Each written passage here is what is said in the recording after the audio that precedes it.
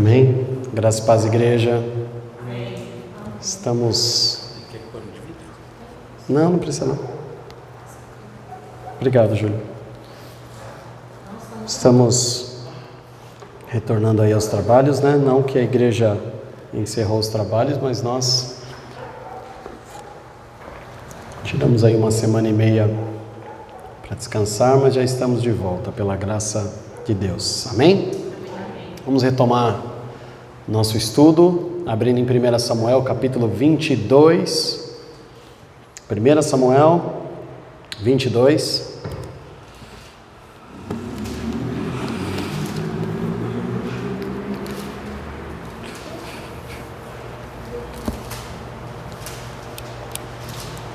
Nós temos aqui, após uma grande investida de Saul contra a vida de Davi, Davi então foge a se esconder na tão conhecida, não conhecida pessoalmente, mas conhecida pela história, caverna de Adulão, né?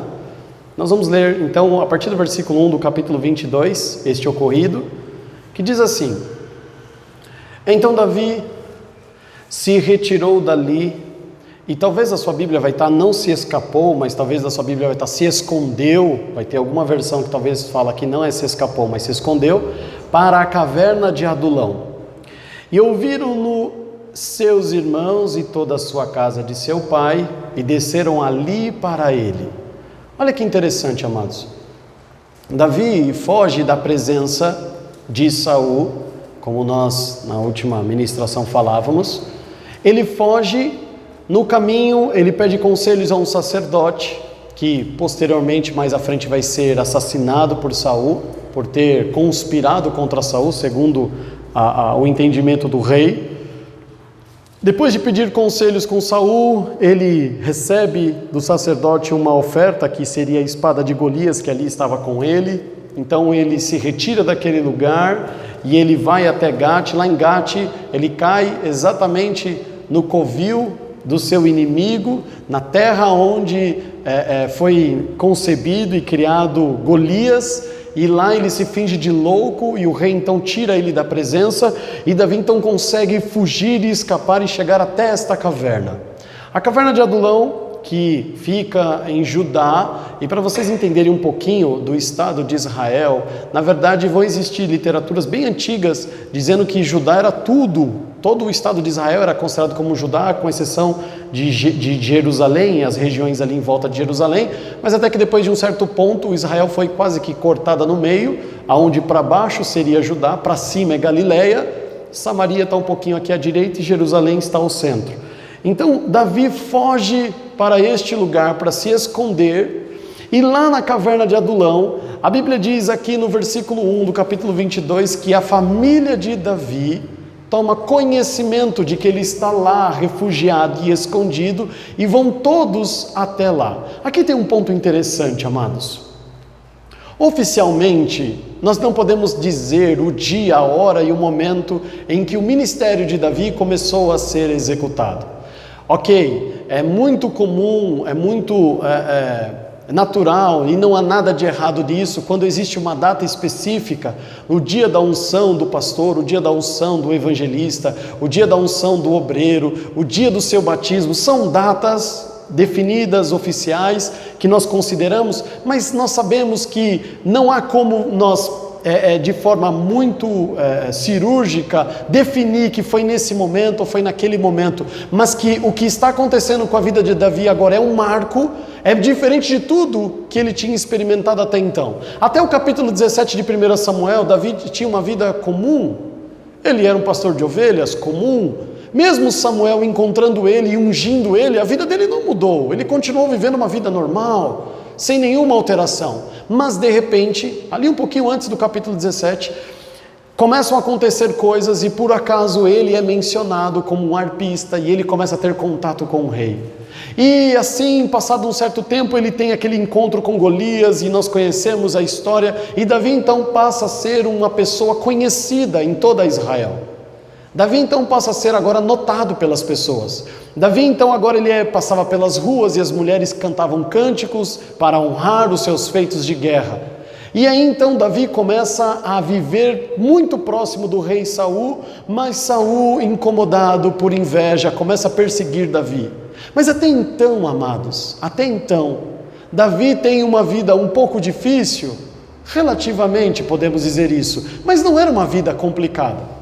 Não era uma vida realmente, amados, uma vida onde ele estava sendo afligido, ele estava sendo provado, ele sim estava sendo perseguido por Saul, mas ele morava muito ali, muito bem, ele comia muito bem, ele era reconhecido nas ruas, ele tinha uma vida muito boa, porém agora é um marco muito importante na vida dele, e isto não significa que todo ministério é assim, que você em algum momento tem que ir para o fundo do poço, ou algo similar, para uma caverna como a caverna de Adulão. Mas a gente vê isso se repetir nos ministérios de muitas pessoas. Tem um momento em que Deus pega Moisés e leva ele para um lugar sozinho, e lá ele fica 40 anos, conversando com Moisés, tratando coisas para que ele então chegasse a ser o que nós conhecemos hoje. Você vai ver Elias também se escondendo, indo de forma reclusa e ficar de uma forma isolada em algum lugar. Você vai ver isso se repetindo em diversas outras histórias. Jesus sozinho, 40 dias e 40 noites, sem nenhum discípulo, sem nenhum ajudante, mas sozinho, tendo um momento que será marcante para o início do seu ministério. Ainda não é efetivamente o início do seu ministério, mas é um momento muito importante, e essa caverna de Adulão é um marco na vida de Davi, e faz-nos refletir, amados, como foi importante esse momento onde Davi estava completamente sozinho, e Davi sim estava cometendo alguns pequenos erros que nós vamos tratar aqui, mas é por isso que a sua família vai ter com ele, porque Davi, enquanto estava naquele impasse com Saul, com a sua filha, casava, fazia isto ou aquilo, a família de Davi já não era mais conhecida e notada. A família de Davi já não estava mais contida nas histórias e nos relatos, mas são eles que vão ter com Davi.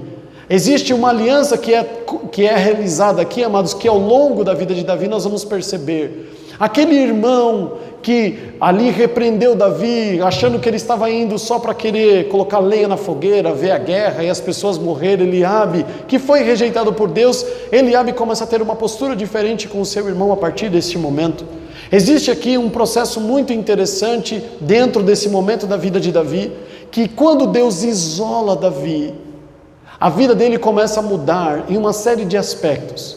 O homem que nós conhecemos aqui ainda era um menino, um garoto, recém-casado, mas ainda muito jovem.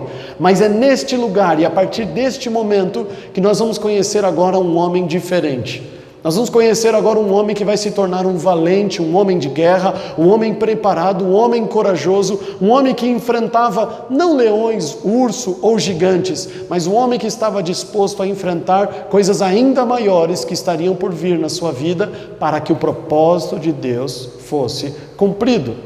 É um ponto muito importante, amados, relatar sobre isso, porque a Bíblia diz que os nossos inimigos não são os homens, mas sim o diabo e os seus demônios, ok? Se você tem dúvidas sobre isso, você vai ver sobre a armadura de Deus lá em Efésios, e você vai comprovar isso a partir do versículo 10 do capítulo, fazer como que chama lá, professoras, é prova vogal, vogal, começava a fazer prova oral, em Efésios 6:10 ou 5:10? Está na dúvida, que fala 5, 6. É isso aí, 6:10. E você vai ver ali então que a nossa luta é contra os principados. Porém é um ponto muito interessante, por quê? Porque a nossa luta é contra o diabo e os seus demônios, sim, mas eles não se materializam. São as pessoas, são as circunstâncias. São os homens que são usados por ele, por Deus também, para nos afligir. Davi está fugindo de Saul e não do diabo. Davi está fugindo do exército de Saul e não dos demônios. Davi está abrigado agora numa caverna, isolado, amados, sem a esposa, casou e não tem nem a esposa ao seu lado. Não tem mais ninguém ao seu lado. A primeira coisa que ele recebe é a visita dos seus pais e dos seus familiares. Mas Deus começa a enviar outras pessoas para esta caverna. Olha o versículo 2. E ajuntou-se a ele todo homem que se achava em aperto, e todo homem endividado, e todo homem de espírito desgostoso. E ele se fez chefe deles, e era com ele uns 400 homens. Aí Deus começa a mandar para este lugar homens com as devidas características e situações. Homens, segundo a palavra de Deus, que estavam em aperto, angustiados, com problemas, talvez passando por situações extremamente difíceis, características que demonstram de homens que estavam angustiados, que vivem em aperto. A Bíblia diz aqui também que ele enviou homens endividados, homens que estavam devendo para as pessoas, tinham problemas com dinheiro, homens que estavam desgostosos da vida, não tinham mais vontade de viver. Olha o time que Davi está montando. E a Bíblia ainda conclui dizendo que também Davi assume uma posição de ser chefe deles. Por quê? Porque, amados, é muito interessante isso, porque se você observar as características destes homens, são problemas que Davi não tem na sua vida. São dificuldades e derrotas que tomaram esses homens que não faz parte das derrotas ou momentos em que Davi perdeu na sua vida. Se tem uma coisa que Davi nunca foi desgostoso da vida. Ele nunca desanimou da vida. Davi não deve nada a ninguém, a não ser o amor na qual ele continuava tendo por Saul.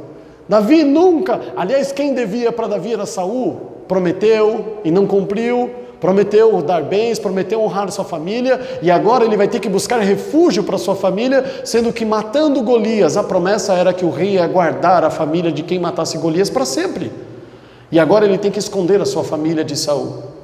Então quem deve não é Davi a alguém, mas Saul e outras pessoas a ele, pessoas que estavam, amados, verdadeiramente preocupadas com problemas e muitos problemas. E isso não é um ponto em especial, só da vida de Davi. Olhe para Jesus, amados, olhe para Jesus. Jesus um dia fala para Deus, para o Pai, dizendo assim: o Senhor me confiou 12 homens, com exceção de Judas, que nós já sabemos o fim, nenhum deles vão se perder. Mas quem eram os homens na qual foi confiado a Jesus? A maior parte deles, homens analfabetos, ignorantes, homens difíceis de lidar, homens briguentos, né? Até eu tenho um pastor que costuma falar muito isso, que a Bíblia relata só 3, destaca muito dos 12, fala muito sobre os 3 principais. E dos 3 principais nós vemos o que cada um deles fez. O discípulo do amor pedindo para Deus que descesse fogo do céu para matar aqueles que não andavam com ele. Discípulo do amor. Pedro, sempre pronto a prometer e se comprometer, mas nunca cumpria com a sua palavra. Era um grande mentiroso. Empolgado no momento, dizia que ia até a morte com Jesus. Negou 3 vezes e fugiu. E você vê, amados, o tempo todo Jesus cercado por homens incompetentes. Jesus, em muitos momentos nós vemos Jesus indignado com a postura deles. Vocês não estão entendendo o que eu estou ensinando? Eu estou há tanto tempo com vocês e eu estou falando de fermento dos fariseus e vocês acham que é porque esquecemos de pegar um pouco de pão para atravessar o mar da Galileia. No outro momento você vê Jesus indignado: eu estou prestes a morrer e vocês não são capazes de ficar 1 hora orando comigo. Você vê o tempo todo Jesus cercado de homens como Davi, problemáticos. Porque, amados, entenda que o exercício nosso do ministério, ontem eu falava com um presbítero sobre isso. Eu falei: o que é um ministério? O ministério é o momento da sua vida em que você não está mais buscando alimento para si, não está buscando mais nada para a sua vida.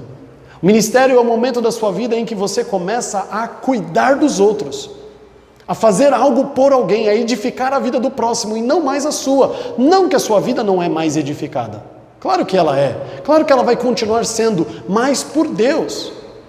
Eu confesso aos irmãos, quantas oportunidades eu tenho ao longo da semana de ouvir a palavra? Quase nenhuma. Eu estou falando em culto, não numa internet, ouvir um áudio, uma pregação. Até esses dias eu comentei com o irmão. Eu fui numa igreja de um pastor que eu queria visitar há um tempo, e eu falei assim, eu não vou avisar que eu vou chegar de imediato. Cheguei 3 minutos antes de começar o culto, fui lá, cumprimentei o pastor, sentei, ele falou, mano, você está aqui, você ministra hoje? Eu fiz exatamente queria sentar, queria ouvir a palavra, faz tempo que eu não escuto ele pregar, aí você vai visitar a igreja e tem que pregar. Não é que isso é um problema, mas é porque ministério é exatamente isso.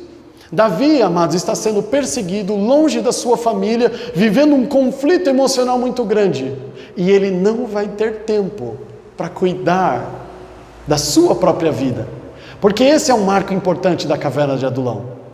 É o momento em que Deus vai mostrar aquilo que ele espera dele, e mostrar para Davi que o processo do seu ministério não está em ele cuidar da sua própria vida, entender aquilo que Jesus vai falar lá na frente.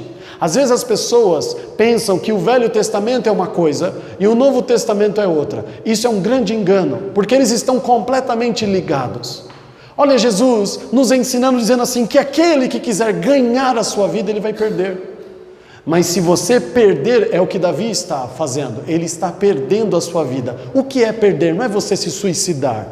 Perder é, no momento em que você precisava ser consolado, você vai ter que consolar. No momento em que você precisava de colo, você vai ter que consolar alguém, chorar com alguém. No momento em que você precisava ouvir uma palavra de ânimo, você vai ter que ser o ânimo na sua geração, onde você está. No momento mais difícil da sua vida, que você gostaria de estar se abrindo, com o Senhor dobrando o seu joelho, falando, Senhor, me ajuda, porque está difícil. O que acontece? O Senhor envia pessoas para que você então gere ânimo nelas.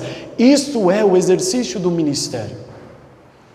Enquanto você está no seu devocional, enquanto você está na sua comunhão com Deus, enquanto você está sendo edificado na sua busca com o Senhor, isso é edificante e é a obra de Deus na sua vida, mas ainda não é o ministério. Até então aqui, Davi não cuida de ninguém.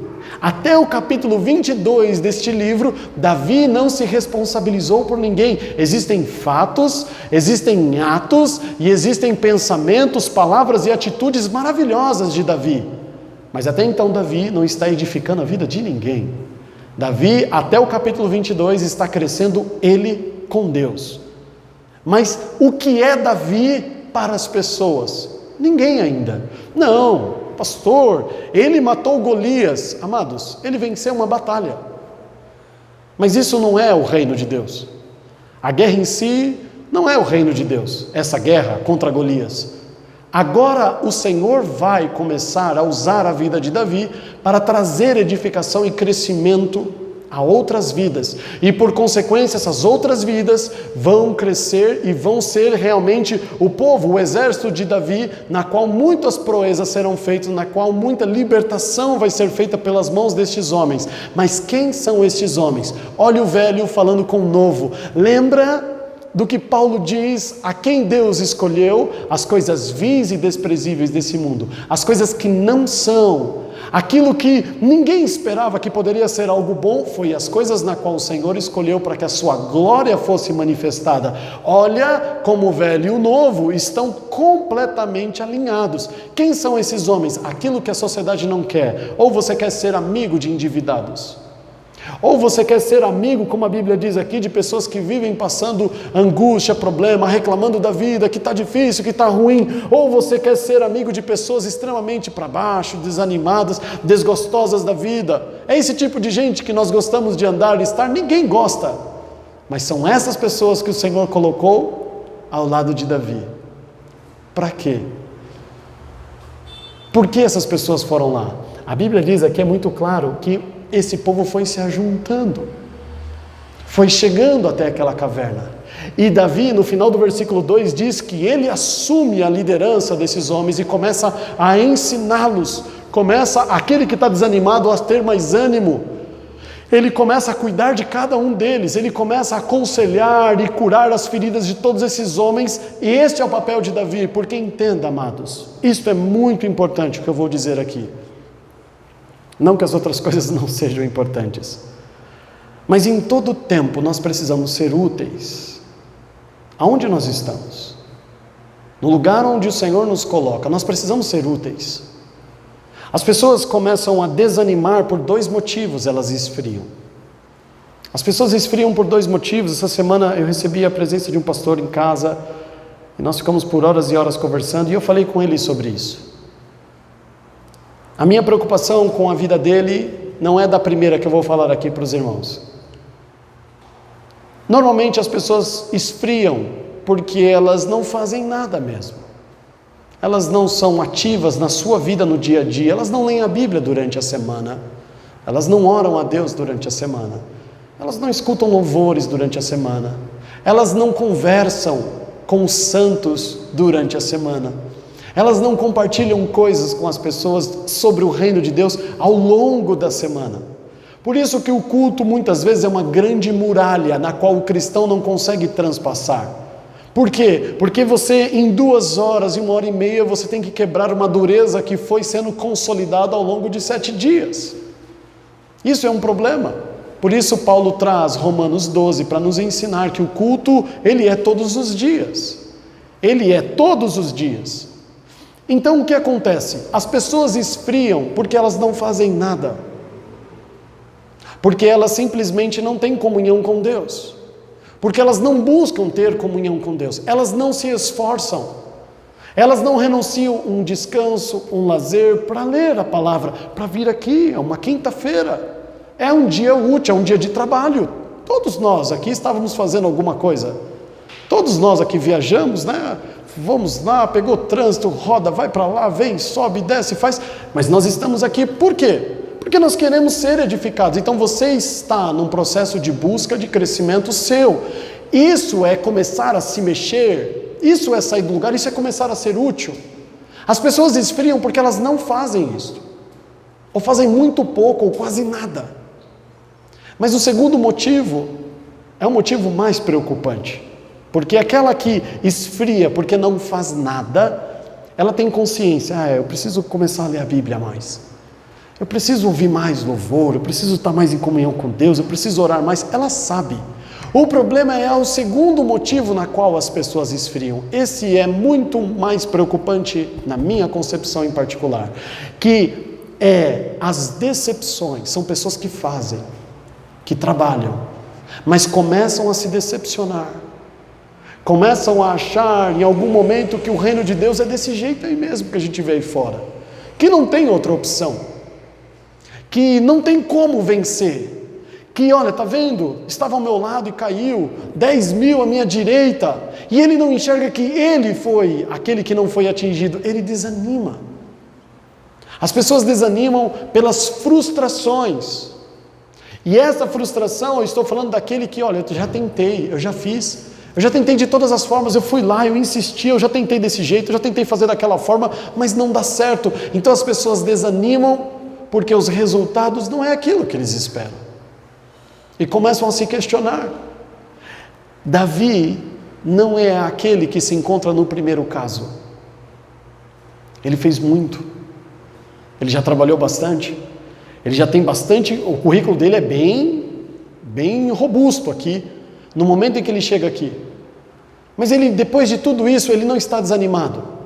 Ele escreve o Salmo 57 e alguns dizem que talvez o 142 também para este momento. Não vai dar tempo hoje, mas nós vamos ler na semana que vem exatamente o salmo que ele escreve para este momento.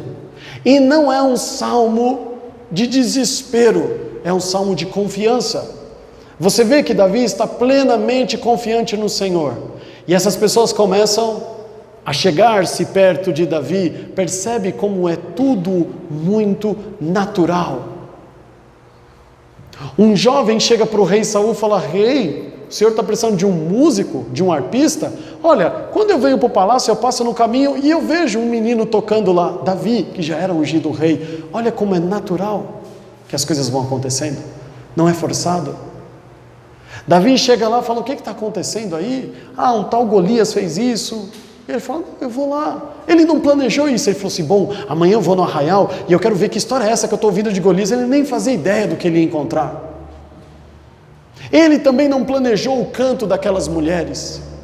Ele não fez por intenção com que a inveja de Saul crescesse. Tudo isso, amado, vai acontecendo naturalmente. E o problema do homem é que ele quer achar um culpado, um porquê. Por que, Deus? Porque, amados, nós estamos num processo de transformação. E o que for necessário para essa transformação acontecer, Deus vai colocar no nosso caminho. Só que a vitória não é porque você passou por a dificuldade. A vitória está em como você passa pela dificuldade, não o fato da tempestade vir. Ela vai vir de qualquer forma, mas se você não souber como a enfrentar, você vai perder tempo. E aí você vê agora Davi recebendo 400 homens problemáticos. Seu rebanho agora cresceu, mas ele tem mais estrutura. Ele tem um emocional muito bem preparado. E você nunca vai ver em nenhum salmo, você nunca vai ver em nenhuma passagem bíblica, ele reclamando para Deus pelas investidas de Saul, que o deseja matar. Ele fala: Senhor, se não fosse tu me livrar, Senhor, o ódio daquele, está no singular, não está no plural, daquele que me odeia, ele fala. Ele registra isso, mas ele permanece firme. E o Senhor coloca então nas mãos dele quem? Aquele que muitas vezes, amados, porque eu vi isso acontecer e não foram poucas as vezes.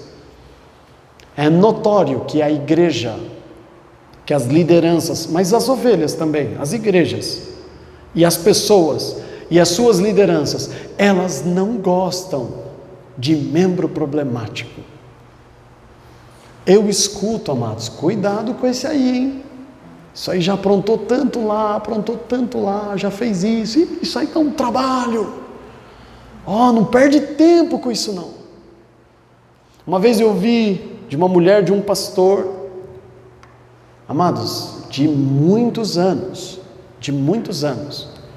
e não é por isso que eu a deixo de admirar ela e continuo admirando muito ela, mas uma vez ela falou uma coisa que não cair no meu coração, e eu falei: Senhor, talvez eu não entenda hoje, porque eu ainda sou novo ministerialmente falando, então eu não vou dizer que isso está errado, mas aquilo nunca caiu no meu coração bem. Ela falou assim: não perde tempo com os problemáticos. E eu falei assim: mas por quê? Ela falou assim: não perde, dá muito trabalho, e é frustrante. Mas olha quem Deus envia para Davi. Não enviou pessoas sãs. Não enviou pessoas que falam assim: olha, estou aqui, estava de bobeira, tenho 20 anos de idade, não queria mais morar com os meus pais, eu quero lutar pelo meu país, não tinha, amados. A quem que Deus... E lembre-se o que Jesus fala a respeito dos discípulos: o Senhor me deu. Ele está dizendo que quem escolheu os discípulos não foi Jesus. Ele está dizendo que Deus falou assim: é esse aí, Mateus, pode chamar ele, é esse aí é um dos 12. Aí ele vê um pessoal pescando, Deus fala para ele através do seu espírito: é aqueles ali, pode chamar, é eles. Tem certeza? É eles mesmo, pode chamar. Você vê uma declaração na qual Jesus está dizendo que quem escolheu foi Deus, não foi ele. Não foi ele. Talvez quem nós escolheríamos? O jovem rico. Eu quero caminhar com o Senhor, cumpro todos os mandamentos desde criança, tenho dinheiro, não tenho problema, não tenho trauma, sei falar, tenho estudo. E sabe o que Jesus falou para eles? Não, você não precisa não, você já é perfeito, né? Por quê? Porque não são esses que nós queremos. Então, quando eu escutei essa frase, isso me incomoda, porque você vai ver na Bíblia a obra como Deus age e trabalha é exatamente sobre quem? Olha Paulo. A igreja o rejeitou, porque era um homem terrível nos seus atos. E são esses que o Senhor manda para ele. Vamos ao versículo 3. E foi-se Davi dali a Mispa dos Moabitas, e disse ao rei dos Moabitas: deixa estar meu pai e minha mãe convosco, até que saiba o que Deus há de fazer de mim. Ele pega a sua família, que está na caverna de Adulão com ele, que veio consolar ele, depois de tudo que Saul fez. E ele fala assim, olha a preocupação de Davi. Davi é o centro da atenção aqui. E o que ele está preocupado? Não de receber mimo da mamãe, de queijinho da mamãe. Ele está preocupado com a segurança da sua família. Amados, ao invés dele falar assim, obrigado Deus pelo refrigério, vou curtir um pouco a minha família aqui, vou descansar, deixa meu pai me paparicar, meus irmãos, minha mãe aqui, deixa eu tirar um descanso. Não, ele fala assim, vocês não podem ficar aqui é perigoso, Saul pode alcançar vocês. Então ele vai até o rei dos Moabitas e fala assim, protege eles, e essa dívida eu vou ter com você, guarda eles. Qual o propósito? E aqui, amados, eu quero fazer menção sobre algo muito importante, sobre o reino de Deus. Sem dúvida, um dos maiores erros que o cristão comete é a curiosidade de querer saber o que Deus, qual o propósito dele nisto? Qual o propósito dele naquilo? Por que está acontecendo isso comigo? Por que os meus inimigos estão crescendo? Por que está acontecendo isso? Por quê? Por quê? Por quê? Olha a declaração de Davi, cuide dos meus pais, eu quero que eles fiquem num lugar seguro, porque eu não sei o que Deus vai fazer comigo, eu preciso ainda saber. Só que a colocação de Davi não é que assim, eu vou subir ao monte, eu vou orar, eu vou indagar a Deus. Ele diz o quê? Ele fala assim, até que eu saiba o que Deus há de fazer de mim, porque eu não sei. Ele foi me procurar, me ungiu, eu não fui atrás de ninguém, eu não cobrei a dívida de Saul, não pedi coroa, não pedi casamento, não pedi nada. Matei Golias, fiz tudo, e olha onde eu vim parar. Então eu preciso saber o que Deus quer de mim. É uma curiosidade? Sim, mas não é aquela curiosidade da inconformidade. Você pode querer, Senhor, o que tu queres de mim? Me mostra, a hora que o Senhor mostrar, eu vou fazer. É diferente das pessoas que ficam questionando de forma inconformada. Mas o que Deus quer com isso? Mas por que eu estou passando por isso? Não é um questionamento inconformado. É um questionamento que assim, eu ainda não está claro para mim, está tudo muito nebuloso. Eu não sei, as coisas não se encaixam. Eu achei que talvez casando com a filha do rei, o rei viesse a morrer e eu viria herdar o reino, porque eu fui ungido. Eu achei talvez que era isso, eu estou supondo, tá, irmãos? Talvez Davi pensou assim, eu achei que depois de matar Golias tudo ia ser diferente. Eu achei que depois de cortar o prepúcio dos homens e entregar como um presente a Saul, ia ser diferente. Mas tudo que eu acho que vai dar certo, não dá certo. Pelo contrário, se volta contra mim. E olha onde eu vim parar. Agora Deus começa a mandar esses homens. E eu começo a consolar e pastorear e cuidar deles. O que Ele quer de mim? Ele quer que eu seja rei? Ele quer que eu seja pastor de ovelha de novo? O que Ele quer de mim? Percebe que o questionamento de Davi é saudável. Ele está preocupado em não fazer algo de errado fora do que Deus tem para ele. Mas não é uma dúvida e um questionamento de inconformidade. Por quê? Por que está acontecendo isso? Por que não dá certo para mim? Como nós vemos Jeremias falar, como nós vemos alguns salmistas falar, como nós vemos muitos e muitos irmãos falando, por quê? Por quê? O questionamento dele é o seguinte, rei, cuida da minha família, porque eu ainda não sei o que Deus vai fazer comigo. Eu não sei qual é o propósito dele para a minha vida. Sim, ele me ungiu rei e ele guarda isso em segredo com a sua família, mas parece que está indo no caminho oposto. Do jeito que está andando aqui, eu vou morrer, eu não vou ser rei de lugar nenhum. Então eu não estou entendendo o que Deus quer de mim. Porque, amados, quando você não sabe o que fazer, ou como deve ser a nossa postura, qual deve ser o nosso caminhar, o nosso proceder, é não fazer nada. Não é meter o pé pelas mãos. Não é falar, bom, já que Deus mandou esses homens aqui, já que os meus pais vieram aqui, eu vou fazer isso, eu vou fazer aquilo. Não. Meus pais, por zelo, vão ficar aqui num lugar seguro, até que Deus me mostre. Eu não sei o que Ele quer fazer comigo. Eu não estou entendendo nada. E as respostas não vêm, amados, pelos questionamentos e pelas queixas. Olha Jó, ele levanta tantas queixas e Deus não responde uma sequer delas. Porque as nossas queixas, os nossos pedidos, olha o velho falando com o novo, nós não sabemos como pedir, nós não sabemos como falar, por isso o Espírito Santo precisa intervir. Então, se eu não sei nem sequer pedir, por que eu vou tentar deduzir que a obra de Deus é isso, que é isso que Ele quer de mim, que é nesse caminho que eu vou então, é dessa forma? Eu confesso e testemunho aos irmãos, amados, que por muito tempo eu me questionava, mas não nesse questionamento de Davi, porque é um questionamento que ele não está fazendo para Deus, ele está só avisando para o rei: rei, eu não sei nem o que vai ser da minha vida, eu não sei ainda o que Deus quer. Ele não está questionando Deus. Então ele falou assim: não, porque eu continuamente questiono a Deus o que Ele quer da minha vida. Não, ele fala: rei, cuida dos meus pais, porque eu não sei nem se eu vou estar vivo amanhã, eu não sei se eu vou ter que ir para uma batalha amanhã, eu não sei o que Deus quer de mim, eu não sei. Então, como eu sou uma pessoa que nem sei aonde eu vou dormir amanhã, cuida deles para mim, não é questionando. E por muito tempo eu questionava: Senhor, mas o quê? O quê?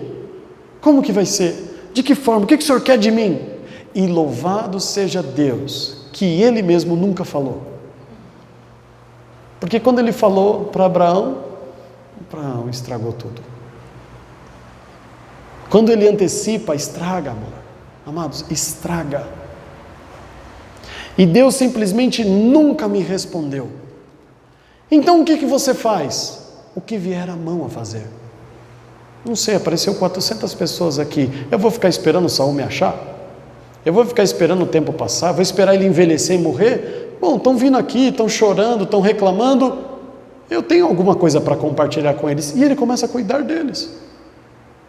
Qual é o objetivo? Porque você vai ouvir pregações falando porque a meta... Não, ele não tinha objetivo. Amados, você vai ver, não existe objetivo nenhum, porque você não sabe aonde esse barco vai.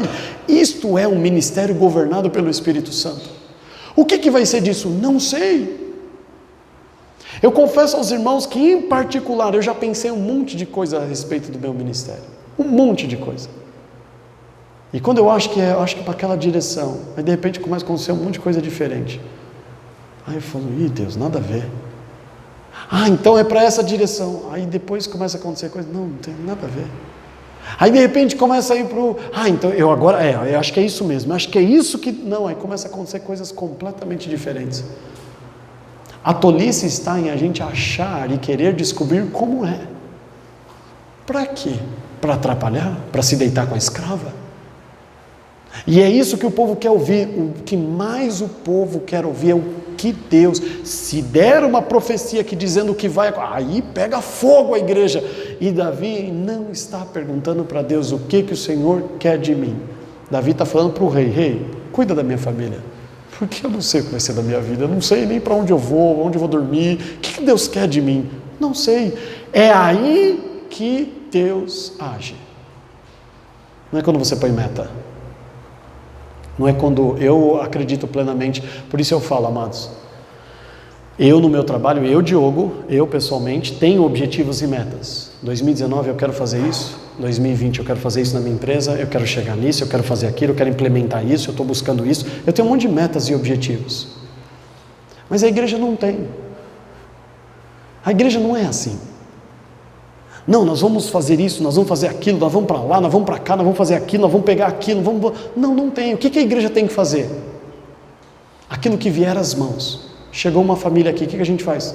Como os 400, a gente cuida. Nunca vi, nem imaginava que ia aparecer aqui um dia, nunca vi na vida, conheci hoje, vamos cuidar, e daqui 2 semanas é como se fosse amigo íntimo desde criança. Isso é o reino de Deus. Você não sabe, Mateus um dia acordou e falou: vou trabalhar. Ele nem imaginava o que ia acontecer na vida dele. Ele nem imaginava que a decisão mais importante da vida dele seria tomada naquele dia. Então planejar, buscar querer saber sobre o dia de amanhã é tolice. É o que Jesus fala, mais uma vez o velho falando com o novo, Mateus 6:34. Deixa o dia de amanhã, esquece ele. O que você está fazendo hoje? Então Davi fala assim: hoje eu tenho uma coisa muito clara, meus pais, minha família não pode ficar comigo. Isso é claro, porque eu corro risco de vida o tempo todo. Minha mãe não aguenta correr dos soldados de Saul. Imagine se de madrugada a gente tiver que levantar e sair correndo. Como que minha mãe vai correr, meu pai? Então eu vou deixar num lugar onde Saul odeia e nunca vai buscar guerrear e nem vai vir atrás. Então o que eu sei hoje é que os meus pais não podem estar comigo porque eles estão avançados em idade. Eu vou deixar eles num lugar seguro. É só isso que eu sei. O resto eu não faço ideia do que vai acontecer. Esse é o problema, amados. O cristão querendo saber o que vai ser do dia de amanhã. Como vai ser? Como Deus vai fazer? Por que ele vai fazer? Por que ele está fazendo isso? Por que Saul está me perseguindo? É tolice. O capítulo 22 de 1 Samuel, a caverna de Adulão em específico, é uma mudança de direção completa da vida de Davi. Porque é um momento em que Davi começa realmente a edificar vidas. Ah não, mas quando ele mata Golias, o povo é o povo que não foi atrás dele, o povo que nunca defendeu ele para Saul, o povo que nunca se entrepôs entre ele e Saul para defender ele porque amava ele. Amava de palavra, mas cadê as atitudes? Então é aqui, amados, que Deus começa a mudar a história da vida de Davi com relação ao seu ministério. É aqui que ele começa a cuidar de vidas. Começa com a sua família, depois com quem Deus vai enviando a ele. E vai esperando que vai chegar muita, como o mundo diz aí, curva de rio. Vai, glória a Deus, amados, glória a Deus. Eu confesso aqui, os irmãos, comparado às coisas que eu escuto aí fora, os irmãos têm problema, mas olha, eu escuto umas coisas de um pastor, na segunda-feira a gente escutou um negócio que eu só não fiquei de cabelo em pé porque meu cabelo é muito ruim. Mas eu falei assim: você fez isso? Fiz. Sabe que é um pastor ir fazer janta para o casal e passar a noite acordado enquanto eles dormiam, porque eles estavam quase se matando. E ele passou a madrugada lá, para ter certeza que um não ia matar o outro, que a mulher estava ficando bipolar. Glória a Deus, a gente nunca pode ser que um dia chegue a passar por isso, mas amados, continuemos. 4. E trouxe-os perante o rei dos Moabitas e ficaram com ele todos os dias que Davi esteve no lugar forte, lá na caverna de Adulão, é chamado de lugar forte. 5. Porém o profeta Gade disse a Davi: não fiques naquele lugar forte, vai e entra na terra de Judá. Então Davi foi e veio para o bosque de Hered. Então, por um tempo, Davi fica na caverna de Adulão, tira os seus pais, leva para Moabe. Ele só sabe de uma coisa: os meus pais comigo não podem ficar, e fica num lugar mais seguro. Ele volta a ficar ali na caverna de Adulão com esses 400 homens, até que um dia este profeta, o profeta Gade, ele vem até Davi e fala: Davi, acabou o tempo. Acabou o tempo em que você vai ficar nesta caverna, nesse lugar aqui, escondido, refugiado com esses homens. Agora está na hora de começar a trabalhar. Eles talvez ainda não estejam completamente prontos, mas pode começar a fazer aí alguns estágios com eles. Pode começar a colocar eles para colocar a mão na massa. Você já está bem pronto, Davi, mas eles ainda não. E como é que se aprende no ministério? Para encerrar, amados, grave isto.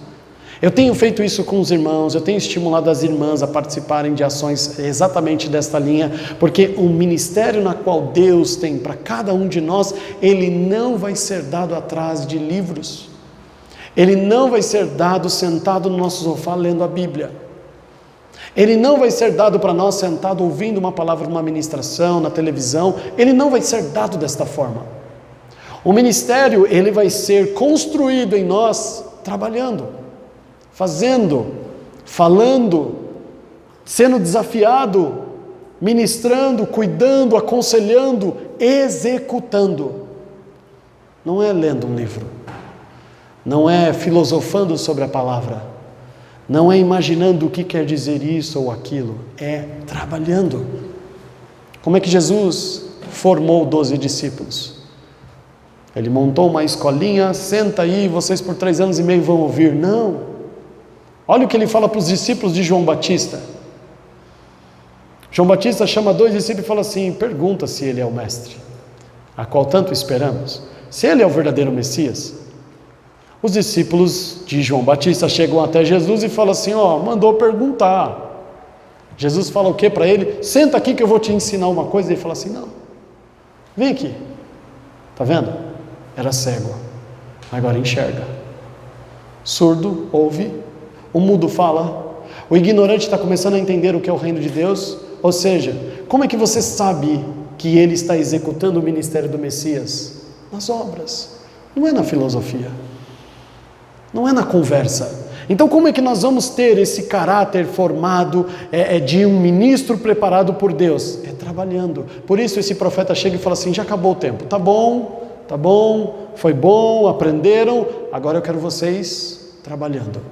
Ele chega para eles e fala assim, sai desse lugar forte, vai para Judá, agora você vai começar a trabalhar, agora você vai começar a enfrentar batalhas, agora você vai travar guerras, agora você vai enfrentar conflitos, vai sair desta inércia de só comendo, aprendendo, ouvindo, sendo consolado. Agora você tem que começar a trabalhar, porque a melhor ferramenta, amados, para enfrentar os nossos problemas é você deixar de enfrentar eles e começar a cuidar dos desafios que Deus tem no seu reino nesta terra. Quando você realmente perder como Davi não cuidava dos seus problemas, ele estava cuidando do problema de 400 homens, ele estava cuidando do problema do pai e da mãe que foi visitar, falou, não, vocês não podem ficar aqui, eu entendo, vocês me amam, eu também amo vocês, mas vocês não sabem que é a minha vida é assim, acorda porque Saul está chegando e sai de madrugada, sem escovar dente, num breu, correndo, pulando em rio, se escondendo em caverna. Mãe, não dá para a senhora. Pai, você não tem mais idade para isso. Amados, a caverna de Adulão marca isso. O tempo em que Davi começa a ser agora útil para os homens, para as pessoas. Porque é assim, o Senhor começou a mostrar qual era o seu propósito a Davi. Desde a unção, Ele começa a mostrar. Mas agora Deus começa a forjar. Você vai começar a enfrentar desafios, problemas, enfrentar isso, e se você não agir, você vai desanimar. E se você ficar criando expectativa, como Davi não criava, o que Deus vai fazer na minha vida? Não sei. Você vai desanimar. Como é que ele animava esse povo? Não criando expectativas e trabalhando. Então pense, medite sobre isso, o que você tem feito a cada dia, não com metas e objetivos. Deus me levantou para isso. Esqueça. Até aqui Davi era uma confusão. Olha o que Davi já fez. Ele já matou gigante. Ele já defendeu o rei de várias situações terríveis. Ele já pintou, amados, ele já matou filisteu. Ele já fez aqui muita coisa. Ele ainda nem sabe o que Deus quer dele. E aí, não, enquanto Deus não me mostrar, eu não faço nada. Não é assim, amados. Se tem alguém necessitando ouvir um conselho, vai falar para ele, mas eu não sou pastor. Você não precisa ser para falar, para fazer, para agir. É isso, ele está agindo sem saber. Talvez as pessoas possam até falar assim, mas aqui Davi já sabia que ele ia ser isso. Está aqui no versículo 3. Ele fala, eu não sei o que Deus quer de mim. Eu não sei porque eu estou vivendo essas coisas ainda. Porque com certeza Davi achava que ele ia ser rei por outro caminho. E parece que ele está se distanciando da promessa do Senhor. Porque é isso que as dificuldades, é isso que a escola que Deus nos dá parece, que nós estamos distanciando da promessa, e não estamos. José ser vendido como escravo está aproximando ele da promessa. Ser traído, sendo justo pela mulher de Potifar ir para a prisão, ele está cada vez mais perto do cumprimento da promessa. Ser esquecido pelo copeiro, pelo padeiro, lá na prisão, por 2 anos, ele está cada vez mais perto. Cada vez mais perto. E quando ele menos esperou, num dia que ele acordou e não tinha talvez expectativa nenhuma, foi o dia que o Senhor levantou para trazer uma redenção sobre a vida dele. É assim, amados, no reino. Mas você precisa estar trabalhando, cuidando da prisão, cuidando das coisas de Potifar, sem objetivo e sem meta. Não crie meta, não pinte um quadro e fala, vai ser assim, vai ser esse ano o dia da minha vitória. Não, Senhor, Tu sabes. Eu só quero obedecer, eu só quero cuidar de quem o Senhor enviar à minha vida. Amém?